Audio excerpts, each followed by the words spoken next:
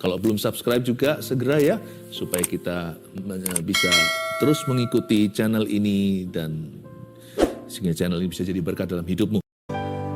Segala kemuliaan, pujian, hormat hanya bagimu. Yang kami cari bukan berkat maupun dunia, tetapi sebuah pengalaman hidup dengan Engkau. Lebih dari emas, perak, dan permata, roh pengenalan akan Allah. Ajar umatmu untuk mengenal Tuhannya. Tuhan pakai hamba-Mu, Tuhan. Layakan hamba, sembunyikan di balik salib-Mu.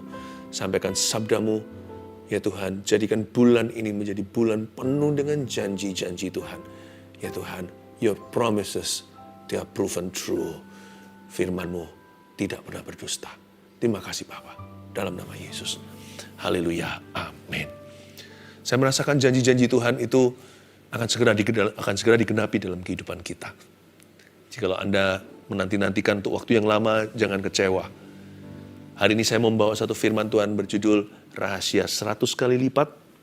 Anda bisa tulis judulnya. Ya, rahasia 100 kali lipat. Sebenarnya menghasilkan 100 kali ganda itu tidak mustahil sama sekali. Asal kita mengerti kuncinya. Jikalau kita mengenali kunci yang dari Allah, hidup kita akan berubah. Kita buka bersama-sama di kitab Kejadian, pasal yang ke-26, ayat 12. Cerita tentang Ishak, keturunan Abraham. Kita juga keturunan Abraham loh. Anda dan saya, kita punya patron iman. Seperti Abraham, kita menanti janji, dan Tuhan pasti akan genapi. Nah sekarang kita pelajari tentang putra mahkotanya. Ishak namanya. Maka menaburlah Ishak di tanah itu, dan dalam tahun itu juga ia mendapat hasil 100 kali lipat. Sebab ia diberkati Tuhan. Dan orang itu menjadi kaya, bahkan kian lama, kian kaya, sehingga ia menjadi sangat kaya. Saya jelaskan dulu. Sekalipun Ishak itu adalah anak orang kaya, kita tahu Abraham itu kaya raya. Tapi dia nggak punya mental anak orang kaya. Nah inilah rahasia 100 kali lipat, karena Tuhan berurusan dengan Ishak. Gak ada urusan sama papanya. Kalau kalau kita mau ikut sama Tuhan Yesus, ikutlah secara pribadi, jangan ikut-ikutan. 100 kali ganda itu dimulai dengan benih saja. Segala sesuatu yang besar dimulai dengan biji. Dan Ishak itu mengikut Tuhannya secara pribadi. Lalu dia nggak idle atau lazy. Dia nggak malas. Yang pasti Tuhan nggak bisa berkati kemalasan. Tuhan nggak mau.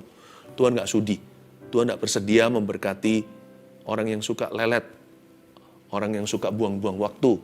Orang yang suka beralasan melulu. Maka menaburlah Ishak di tanah itu. Orang ini langsung kerja. Nggak banyak bicara. Bahkan kalau susah, menaburlah dengan mencucurkan air mata. Pasti engkau akan menuai dengan sorak-sorai. Karena itu firman Allah. Membawa pulang berkas-berkasnya. Nggak perlu dibantu tuh firman digenapi. Firman akan genap sendiri. Setiap firman yang keluar dari mulut Allah tidak akan kembali sia-sia. Maka menaburlah Ishak di tanah itu.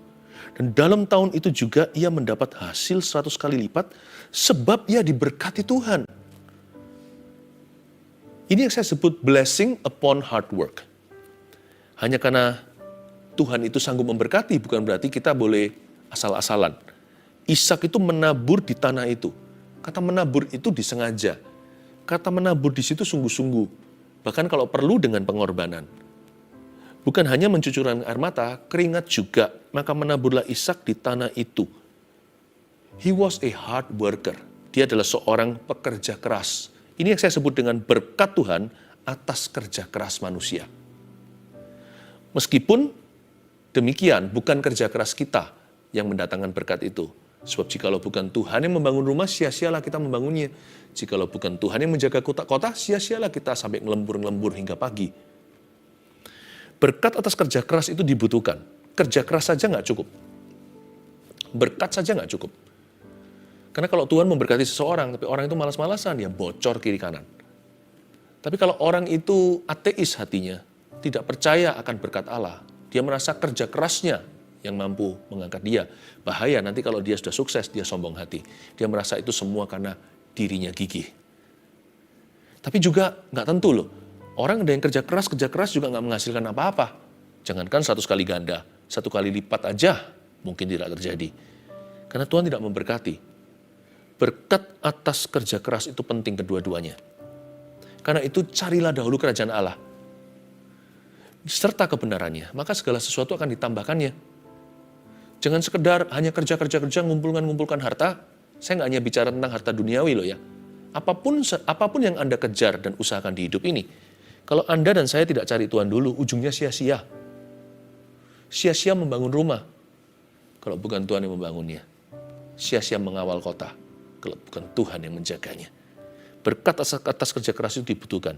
Dan belajar dari anak orang kaya yang tidak punya mental anak orang kaya. Tapi mentalnya pekerja keras, Ishak namanya. Jadi orang kayak gini, nabur saja. Menabur. Ya. Hukum tabur tuai itu ada. Hukum tabur tuai itu nggak fair. Hanya dari sisi ini. Apa yang kita tabur, nggak sebanding dengan apa yang kita tuai. Karena Tuhan membuat orang yang menabur dengan taat dan setia, membawa pulang berkas-berkasnya. Nah itulah yang disebut Tuhan melebihi jeripayah Anda dan saya. Makanya ketika kita membawa tuaian pulang ke rumah, tidak bisa kita berkata karena jeripayah. Itu semua berkat Allah. Nggak sebanding soalnya pengorbanan yang kau berikan dengan berkat yang kau bawa pulang. Itu semua adalah berkat Allah. Tapi Allah membutuhkan benih dan biji dari dirimu. Tuhan mau melihat kesungguhan hati. Sebab Allah tidak suka orang yang setengah-setengah. Dan orang itu menjadi kaya, bahkan kian lama, kian kaya, ayat 13 katakan. Sehingga ia menjadi sangat kaya. Terjadi proses ya, terjadi progres. Orang itu menjadi kaya. Kian lama, kian kaya. Lalu menjadi sangat kaya. Bukan hanya bicara soal materi, tapi karakternya juga. Makanya itu di ayat 13, kita diingatkan dilarang malas. Alkitab mengatakan di kitab Amsal, tangan yang rajin menjadikan kaya. Tapi tangan yang malas mendatangkan kemiskinan. Lipat tangan sebentar lagi, tertidur sebentar lagi. Maka kemiskinan akan menyerbu kemahmu. Seperti musuh mengepung sebuah kota. Ayat 14. Ia mempunyai kumpulan kambing domba dan lembu, sapi, serta banyak anak buah. Sehingga orang Filistin itu cemburu kepadanya. Kok bisa ya? Karena Ishak tinggal di wilayah orang Filistin. Dia bertetanggaan dengan orang Filistin ini. Dia tinggal di tengah-tengah mereka. Makanya itu orang Filistin itu cemburu kepadanya. Melihat begitu banyak kumpulan kambing domba dan lembu sapi serta banyak anak buahnya. Biasalah kalau orang itu cemburu. Kalau manusia syirik itu biasa. Kalau Anda tidak mau satu orang pun cemburu di hidupmu, ya jangan berdampak. Nggak ada orang yang bicarakan, Anda diabaikan.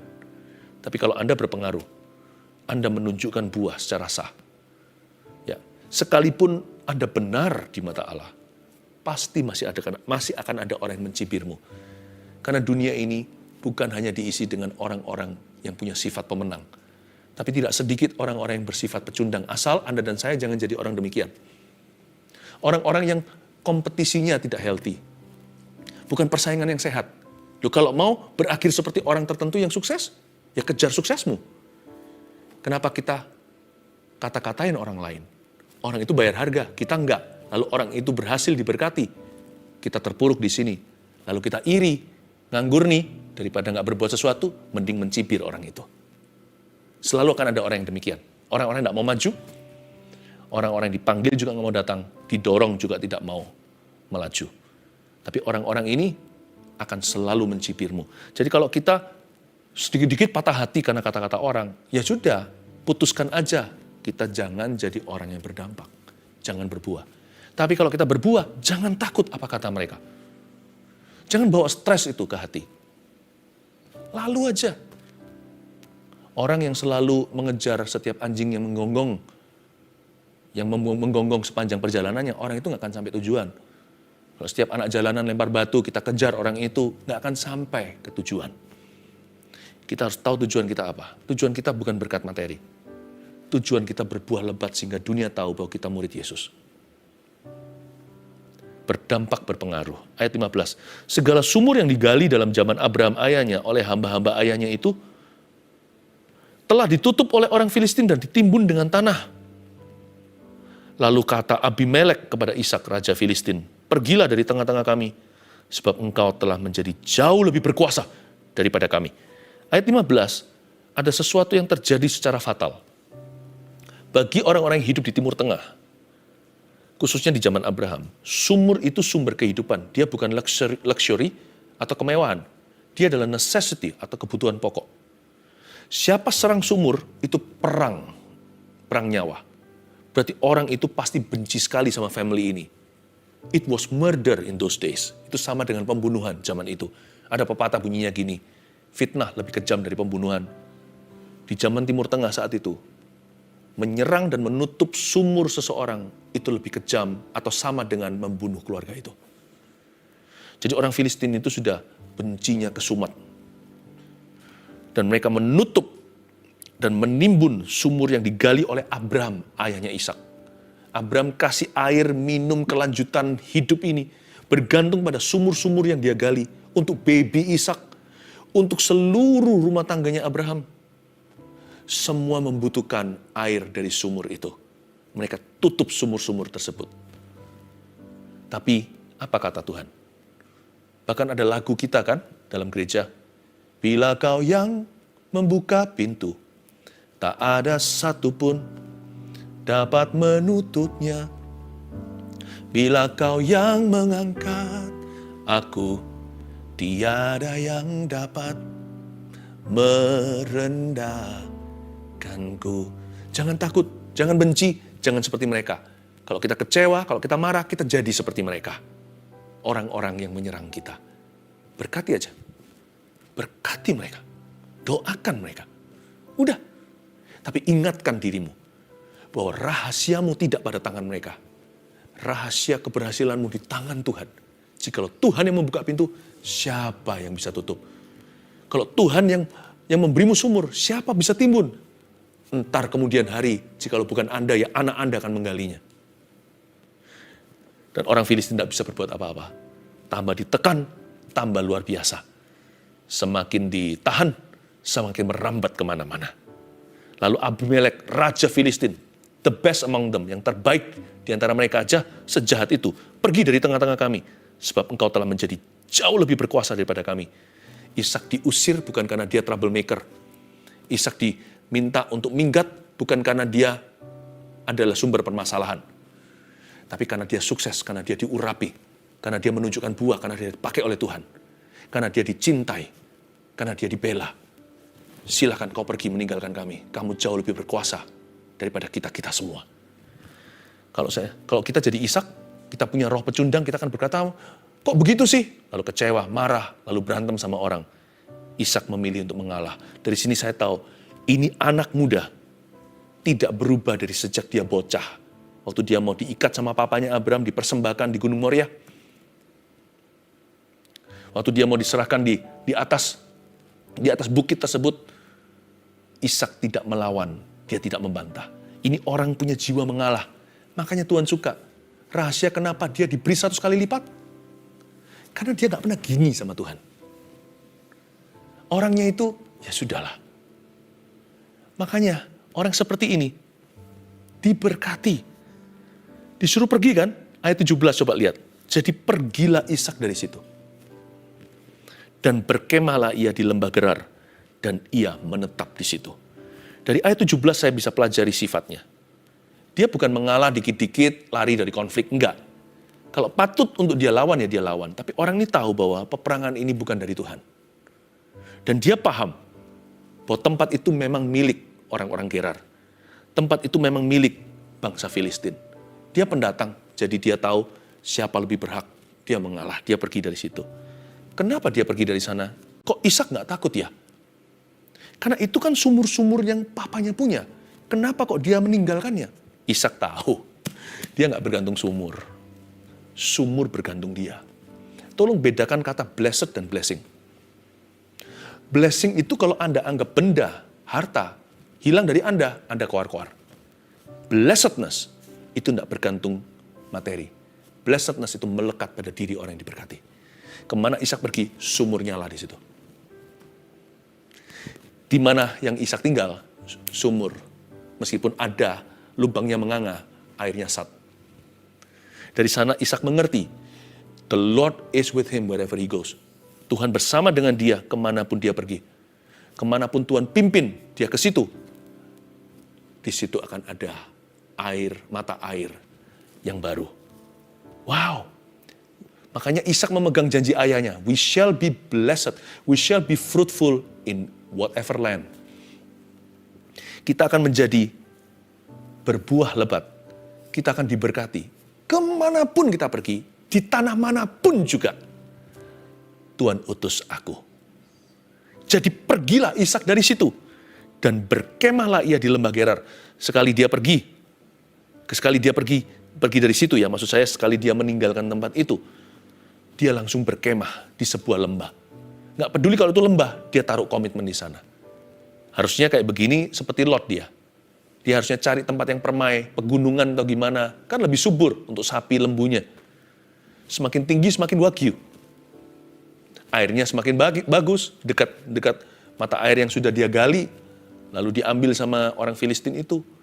Harusnya hawanya semakin sejuk, semakin banyak buah-buahan, tanaman juga lebih baik. Tapi di lembah pun dia komitmen. Dia taruh komitmen di situ. Dan ia menetap di sana. Put your head in the game. Kemanapun Tuhan utus, dimanapun Anda berada, taruh kepala, taruh hati di sana. Percayalah that you are blessed.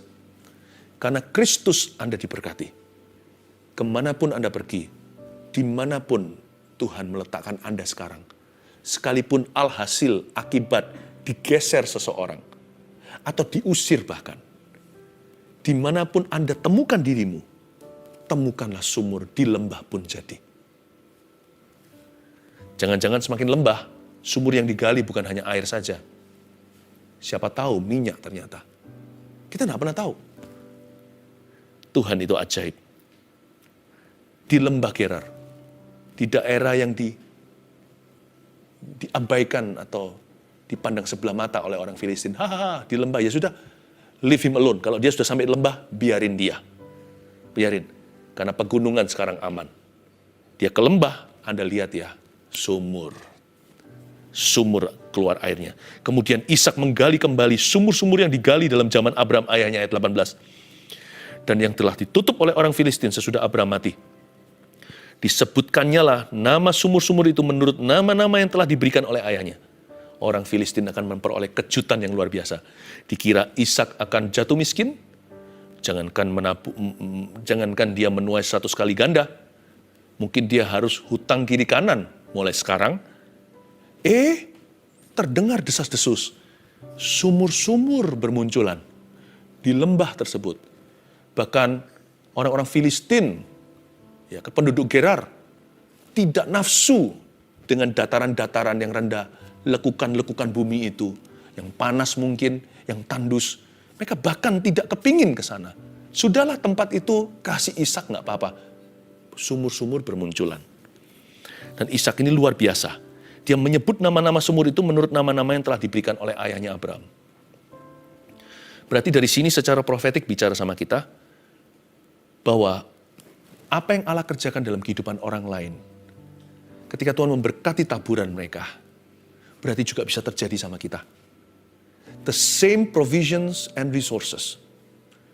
Ternyata sumur-sumur tersebut diberi nama yang sama, seperti yang diberikan oleh Abraham, menunjukkan kepada kita bahwa ada sumber daya yang sama, berkat-berkat sama, penyediaan yang sama. Yang Anda lihat pada diri orang lain yang diberkati, itu juga bisa menjadi milikmu.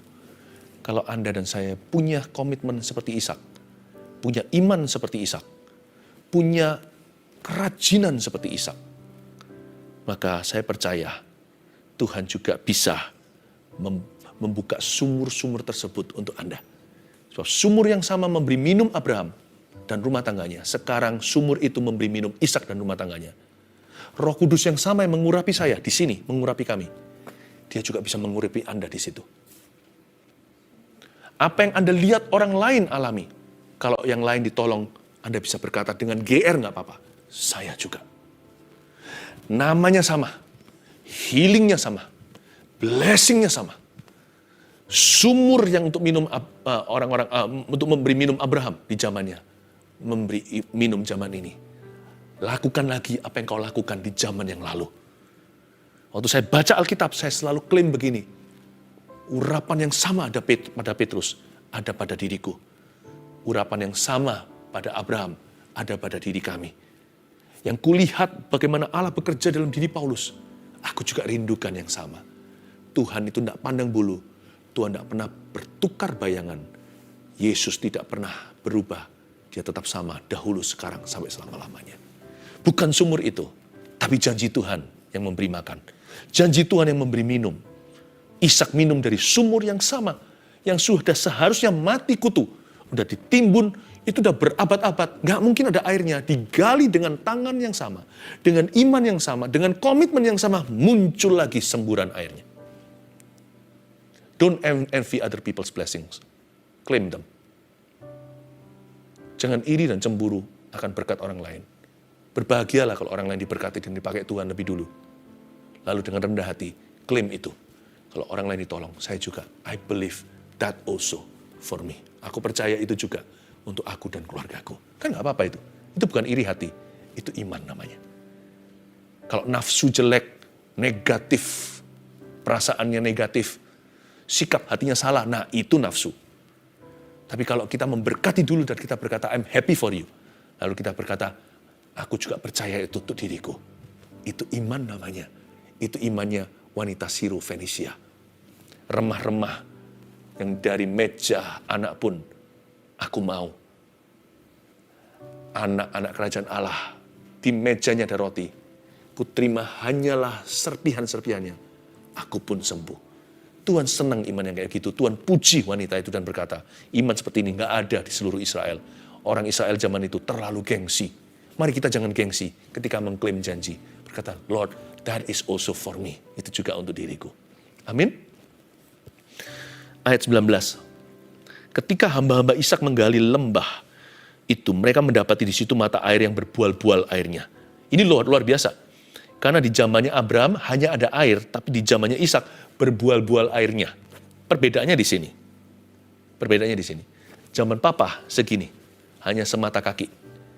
Zaman Ishak sudah berenang-renang di dalam sungai kehidupan. Tahukah, makin lama pernyataan kuasa Allah akan semakin bertambah sebab waktunya singkat. Tahukah Anda sedang berada di dalam arus deras kuasa kerajaan sorga?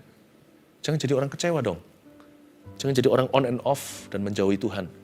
Jangan jadi orang yang sukanya ngeliatin orang lain. Rugi. Kita berada di ujung zaman di mana kerajaan Tuhan itu tingkap langit terbuka. Bukan supaya kita jadi orang yang serakah, minta harta-harta, bukan ya. Maksud saya adalah pengalaman dengan Tuhan. Minta itu. Lalu bertengkarlah para gembala Gerar dengan para gembala Ishak. Kata mereka, air ini kepunyaan kami. Dan Ishak menamai sumur itu Esek karena mereka bertengkar dengan dia di sana. Kan lucu. Dulu nggak ada yang mau gali. Semua orang meremehkan dan meragukan. Sekali Ishak ada di sana, berbual airnya, langsung mereka klaim. Air ini punya kami. Lalu dirampas dari Ishak. Sumur itu diberi nama Esek karena mereka bertengkar di sana. Tadinya lembah Gerar, orang-orang Gerar, bahkan orang-orang Gerar pun nggak kepingin lembah itu. Udah biarin aja. Itu dijual juga nggak laku. Sekali Ishak menjadikan sesuatu yang lukratif atau menguntungkan, mereka semua mau. Kan begitu selalu. Selalu akan ada orang yang aji mumpung. Saya kira Ishak pasti akan marah. Angkat senjata, ayo perang saudara. Tapi ayat 21, kemudian mereka menggali sumur lain. Dan mereka bertengkar juga tentang itu.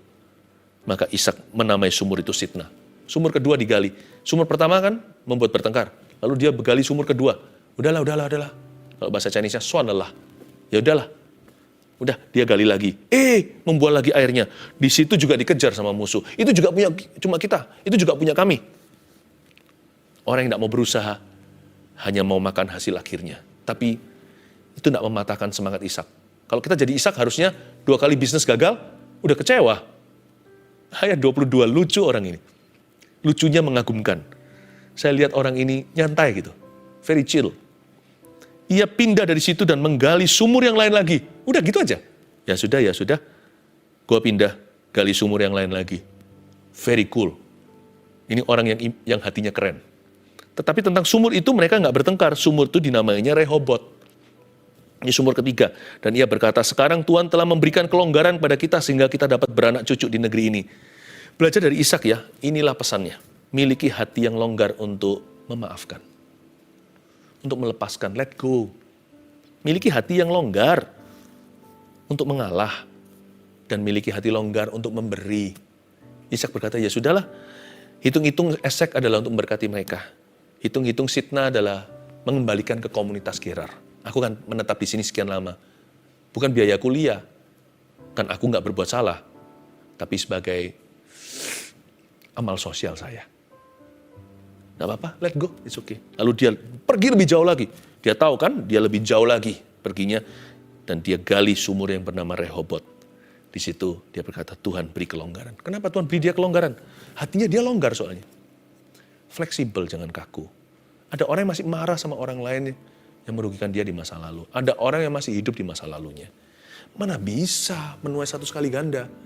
Anda masih defisit. Zaman aja nggak bisa bedakan.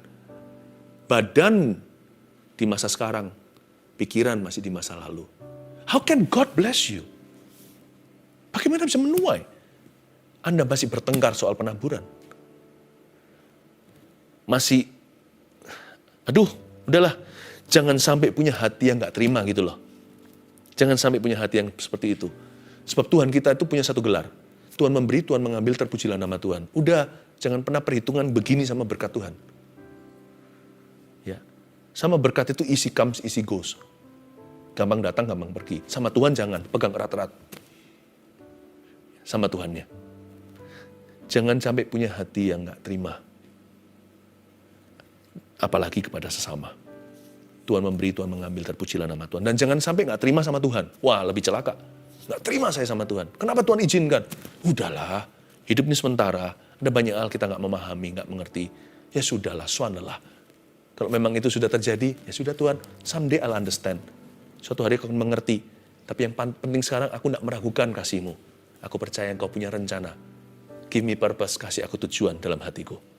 Beriku kekekalan, seperti kata Kitab Pengkhotbah, dia memberikan kekekalan dalam hati manusia. Manusia tidak tahu sesuatu apapun akan masa depannya. Tapi segala sesuatu akan Tuhan buat indah pada waktunya. Dari situ ia pergi ke Beersheba. Malah bikin kota, ayat 23. Anda harus tahu Beersheba dibangun di atas dasar sumur. Lalu pada malam itu Tuhan menampakkan diri kepadanya serta berfirman, Akulah Allah ayahmu Abraham.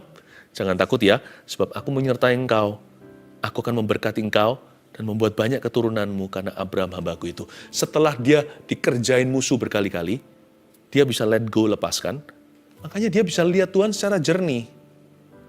Hati orang kalau tidak diisi dengan kesel sama manusia, atau sama dirinya, atau sama kehidupan, apalagi sama Tuhan. Orang itu gampang dengar firman Tuhan, dengar suara Tuhan.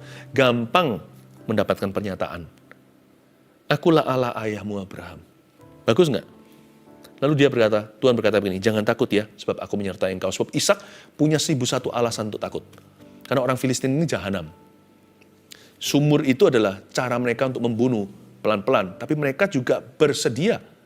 Kalau diharuskan mereka dengan senang hati membunuh Ishak dengan tangan berdarah dingin. Ini adalah bangsa perang. Ini adalah kaum penjahat Filistin ini menjadi musuh bebuyutan Israel seterusnya.